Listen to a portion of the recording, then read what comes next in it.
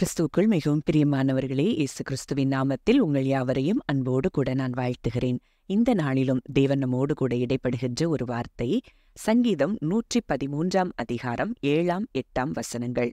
அவர் சிறியவனை புழுதியிலிருந்து தூக்கி விடுகிறார், எளியவனை குப்பையிலிருந்து உயர்த்துகிறார், அவனை பிரபுக்களோடும் தமது ஜனத்தின் அதிபதிகளோடும் உட்கார பண்ணுகிறார். ஆம், இந்த வார்த்தையின் மூலம் தேவன் இன்றைக்கு உங்கள் ஒவ்வொருவரோடும் கூட இடைப்படுகிறார். ஒருவேளை நீங்க நினைக்கலாம், நான் இந்த சிறியவளா இருக்கிறேன், எல்லாராலும் புறக்கணிக்கப்பட்டவர்களாய் தள்ளப்பட்டவங்க நான் இருக்கிறேனே, எனக்கு ஒரு உயர்வு உண்டா அப்படின்னு சொல்லி நீங்க நினைக்கலாம். ஆனா அவர் சிறியவனைத்தான் புழுதியிலிருந்து தூக்கி விடுகிறாராம், எளியவனை ஒருவேளை குப்பையில இருக்கிறது போல நீங்க உணரலாம். ஒன்றுக்குமே உதவாத குப்பையாய் நான் இருக்கிறேனே, எனக்கு என்ன ஞானம் இருக்கு, எனக்கு என்ன என்னால என்ன செய்ய முடியும், எனக்கு ஒரு டேலண்ட்டும் இல்லையே அப்படின்னு சொல்லி நீங்க நினைக்கலாம். ஆனால் உங்களைத்தான் தேவன் குப்பையிலிருந்து உயர்த்துகிற நல்ல தகப்பனாய் இருக்கிறாராம். உங்களை பிரபுக்களோடும் ஜனத்தின் அதிபதிகளோடும் உட்கார பண்ணுவேன் என்று சொல்லி இன்றைக்கு வாக்கு கொடுக்கிறார். அப்போ இந்த காரியத்தை குறித்து நம்ம வேதத்துல ஆராய்ந்து பார்த்தோம்னா, எத்தனையோ தேவ மனிதர்கள் அப்படித்தான் குழிக்குள்ளையும் குப்பைக்குள்ளேயும் கிடந்தவங்களை தான் தேவன் உயர்த்தினதை நம்ம பார்க்கிறோம். யோசேப்பை பார்க்கும்போது குழியில போடப்பட்ட அந்த யோசேப்பை தான் தேவன் அந்த எகிப்து தேசத்துக்கே ஒரு பெரிய அதிகாரியாய் மாற்றினதை நம்ம பார்க்கிறோம். அதே போலதான் தாவீதனுடைய வாழ்க்கையை நம்ம பார்க்கும்போது அது அப்படித்தான். ஆடுகள் மேய்த்து கொண்டிருந்தவனை ஒரு ராஜாவாய் மாற்றக்கூடும் என்றால், இன்றைக்கு நீங்க எந்த நிலைமையில இருந்தாலும் உங்க நிலைமையில இருந்து உங்களை மாற்றி உங்களை உயர்த்துவதற்கு அவர் வல்லமையுள்ளவராயிருக்கிறார். இப்போ நம்ம வாசிக்கலாம், சங்கீதம் 40:17 சொல்லப்பட்டிருக்கிறது. தாவீது சொல்லுகிறார், நான் சிறுமையும் எளிமையுமானவன், கர்த்தரோ என்மேல் நினைவாயிருக்கிறார், தேவரீர் என் துணையும் என்னை விடுவிக்கிறவருமாயிருக்கிறீர், என் தேவனே தாமதியாதையும். இதுல இந்த முதல் பாகத்தை நம்ம பார்த்தோம்னா, அங்க சொல்லப்பட்டிருக்கிற வார்த்தை என்னன்னா, நான் சிறுமையும் எளிமையுமானவன், கர்த்தரோ என் மேல் நினைவாயிருக்கிறார். அப்போ அங்க தாவீதுக்கு ஒரு உறுதியான நம்பிக்கை இருந்தது.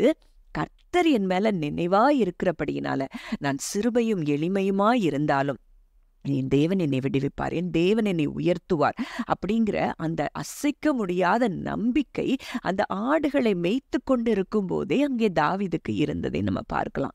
அப்போ சிறுமையும் எளிமையுமான ஒரு தாவீதை, ஒருவேளை அவனுடைய உண்மையான ஸ்டோரியை நம்ம பார்த்தோம்னா, எல்லாராலும் புறக்கணிக்கப்பட்டவன் தான் தாவீதினுடைய வாழ்க்கை. அதுதான் உண்மையா. அதனாலதான் சங்கீதம் 27 கூட அவர் சொல்லுகிறார், என் தகப்பனும் என் தாயும் என்னை கைவிட்டாலும் என் கர்த்தர் என்னை சேர்த்துக் கொள்வார். அப்போ அங்கே எல்லாராலும் புறக்கணிக்கப்பட்ட ஒரு வாலிபனாதான் அந்த நாட்கள்ல தாவீது இருந்ததை பார்க்க முடிகிறது. அங்கே தாவீதை அபிஷேகம் பண்ண வரும்போது சாமுவேல் இடத்துல தாவீதை காட்டவே இல்லாத ஒரு தகப்பன் தான் அவனுடைய தகப்பனா இருந்ததை நம்ம பார்க்க முடிகிறது. அப்படி எல்லாராலும் புறக்கணிக்கப்பட்ட அந்த தாவீதினுடைய இருதயத்தின் மேலதான் கர்த்தர் விருப்பமாய் வாஞ்சியாய் இருந்தார். இவன் என் இருதயத்திற்கு ஏற்றவன் என்று சொல்லி பின்னாட்கள்ல கர்த்தர் தாவீதை குறித்து சாட்சி கொடுக்கிறதை நம்ம பார்க்கிறோம்.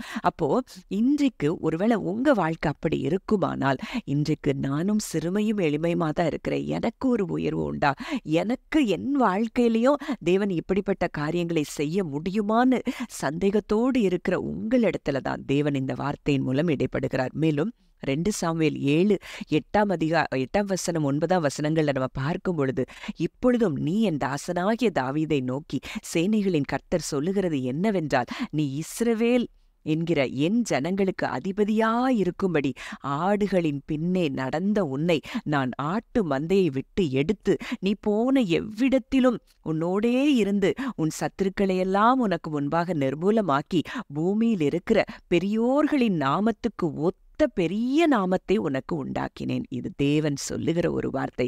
இன்றைக்கு தாவீது மேல கர்த்தர் நினைவாயிருந்து இப்படிப்பட்ட காரியங்களை அவர் செய்திருப்பாரானால், ஆடுகளுக்கு பின்னே நடந்த அவனை ஆட்டு மந்தையை விட்டு எடுத்து எல்லா சத்துருக்களை நிர்மூலமாக்கி பூமியில் இருக்கிற பெரியோர்களின் நாமத்துக்கு ஒத்த நாமத்தை தாவீதுக்கு தந்திருப்பார் என்றால், இன்றைக்கு அவருடைய பிள்ளைகளாயிருக்கிற நமக்கு எப்படி செய்யாமல் இருப்பார்? நிச்சயம் உங்களுடைய வாழ்க்கையை கர்த்தர் மாற்றி உங்களை புழுதியிலிருந்து தூக்கி எளிய குப்பையிலிருந்து உயர்த்தி உங்களை பிரபுக்களோடும் ஜனத்தின் அதிபதிகளோடும் ராஜாக்களோடும் தேவன் அமர பண்ணுவேன் என்று சொல்லி இன்றைக்கு வாக்கு கொடுக்கிறார். ஜெபிக்கலாம்.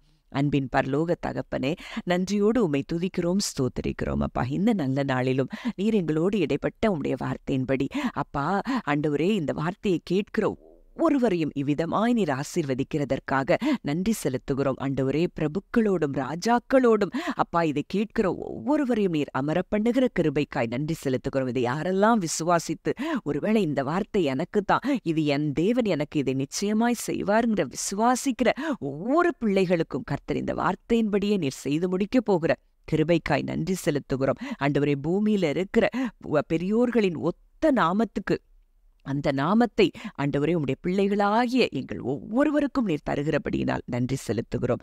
இயேசுவின் மூலம் கேட்கிறோம் ஜீவனுள்ள நல்ல பிதாவே, ஆமேன்.